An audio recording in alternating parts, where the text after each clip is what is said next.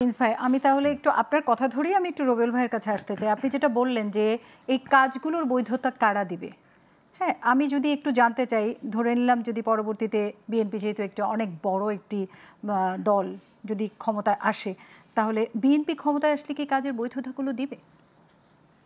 ধন্যবাদ আপনাকে। প্রথমত মনে রাখা দরকার যে সরকারটি এখন আছে এটা অন্তর্বর্তীকালীন সরকার, অর্থাৎ এটা নির্বাচিত সরকার না, নিয়মিত সরকার না, এবং সাংবিধানিক ধারাবাহিক কোনো সরকার না। অর্থাৎ এই সরকারের যে কাজ সেটাকে পরবর্তী সংসদে আপনার বৈধতা দিতে হবে এবং অনুমোদন দিতে হবে, স্বীকৃতি দিতে হবে। জি, এখন সরকার যে কাজগুলি জাতীয় ঐক্যমতের ভিত্তিতে করবে, নিশ্চয়ই আগামী পার্লামেন্টে সর্বসম্মতিতে বা ঐক্যমতের ভিত্তিতে তা বৈধতা পাবে, এটা ন্যায্য। যে কাজগুলি ঐক্যমতের ভিত্তিতে হবে না, সরকার যদি এমন কোনো কাজ করে, তাহলে সরকারের এই কাজের বৈধতা নির্ভর করবে পরবর্তী নির্বাচনে যে দলটি ব্রুট মেজরিটি পেয়ে তাদের বৈধতা দিতে যদি সম্মত থাকে তাহলে বৈধতা পাবে।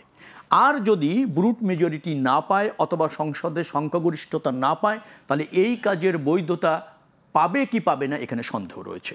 যার ফলে যদি বৈধতা নাই পায়, তাহলে এই যে কমিশন বৈঠক এগুলো মানে কোনো কিছু ঝুঁকিতে পড়বে এবং ধরেন বেআইনিও হয়ে যেতে পারে যদি পার্লামেন্টে বৈধতা না পায়। এই জন্য প্রশ্নটা হচ্ছে, যে কোনো দলের যে কোনো উদ্ভট অথবা ধরেন ব্যক্তি বা গোষ্ঠীর দাবি কিন্তু আমলযোগ্য নয়। আপনাকে ওই বিষয়গুলি আমলে নিতে হবে যেটা জাতীয় স্বার্থ আছে, যেটা জনগণের ক্ষমতায় নিশ্চিত হয়, যেটি আপনার গণতন্ত্র প্রতিষ্ঠিত হয়, রাষ্ট্র ব্যবস্থাপনার জন্য অপরিহার্য। এই বিষয়গুলি আপনাকে আমলে নিতে হবে এবং সেইটা প্রতিষ্ঠিত করার জন্য প্রচেষ্টা চালাতে হবে অন্তর্বর্তীকালীন সরকারকে। কোনো ব্যক্তি বা গোষ্ঠীর ইচ্ছা অথবা ধরেন কোনো নতুন রাজনৈতিক দল হয়েই বাংলাদেশের প্রচলিত আইন, সংবিধান, গণতন্ত্র এর সাথে যায় না অথবা এর সাথে সামঞ্জস্যপূর্ণ না, এর জন্য প্রয়োজন না, এরকম কোনো সিদ্ধান্ত যদি এই সরকার বাস্তবায়ন করতে চায় এবং তাদের ওই সিদ্ধান্ত বাস্তবায়ন করলো সরকার, বাট আগামীতে ওই দল বা ওই আদর্শের রাজনৈতিক জোট বা গোষ্ঠী যদি মেজরিটি না পায়, তাহলে সংসদে তা বৈধতা পাবে কি না সেই প্রশ্ন থেকে যায়।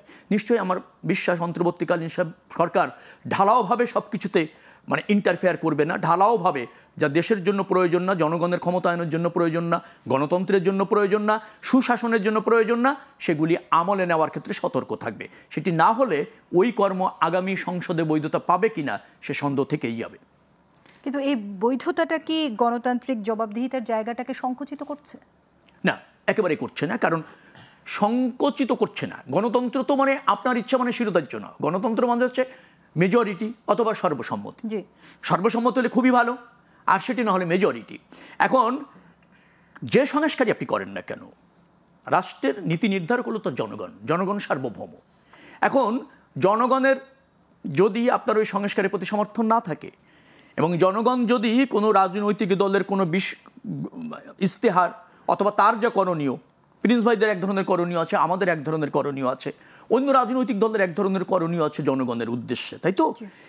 জনগণ যদি তাকে নির্বাচিত করে তাহলে ওই কাজটি করার জন্য পার্লামেন্টে তার বৈধতা হয়ে যায় এবং পার্লামেন্টে মেজরিটির কারণে সে ওই কাজটি বৈধতা দিতে পারে এবং সেটা জনগণেরই সিদ্ধান্ত বলে প্রতীয়মান হয়।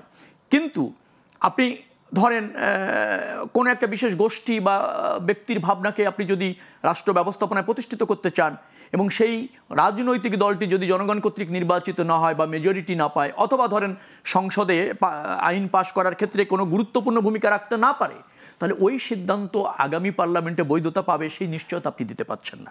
যার ফলে আমি বলতে চাই যে এটা গণতন্ত্রের জন্য অন্তরায় না। গণতন্ত্র বিভিন্ন মত থাকবে, কিন্তু দিন শেষে মেজরিটি অথবা সর্বসম্মতিটা গ্রহণযোগ্য হবে। নিশ্চয়ই সরকার সে ব্যাপারে সজাগ থাকতে হবে।